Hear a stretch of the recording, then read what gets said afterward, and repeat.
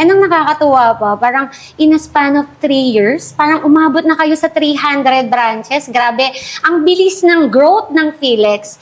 So, ano yung ginawa mo para ma-achieve mo yung ganung kabilis na paglaki ng company nyo? May mga limited resources lang din kami, tayo as an online seller, nasa e-commerce. Di naman tayo bilyonaryo, no? So, actually, ang 300 branches or partners nationwide ni Philex, medyo naghinahinay pa kami dyan eh. Medyo binagalbagalan pa natin. Bumagal pa pala kayo Oo, niyan. kasi noon pa yung umabot na tayo sa 300 partners, branch operators nationwide eh.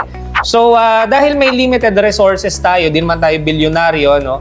Pero gusto namin na ma-scale up yung business. Ang ginawa namin is in-offer namin yung negosyo na ito, pagiging isang authorized hub operator sa mga area. That means, umanap kami ng mga partner na baka gusto mo na ikaw yung mag-operate dyan sa area ng Philex. So, para silang nalalapit sa franchise business model. Though they are not franchisee, they are our authorized hub operator.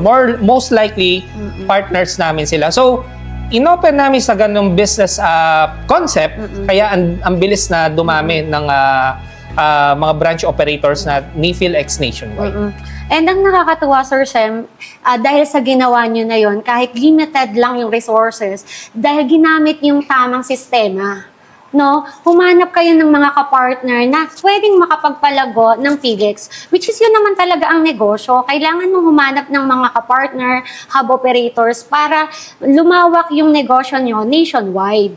Yes, correct. Sa e-commerce, natutunan natin yan para mabilis na mag-scale up yung business natin. Pwede nating i-offer yung negosyo natin ng distributorship o kaya naman ay parang magkaroon ka ng mga agents or members. So, itong business model na to, yun yung tinatawag na law of leverage, di ba? So, ina-adapt na siya ng napakaraming negosyo noon pa hanggang ngayon.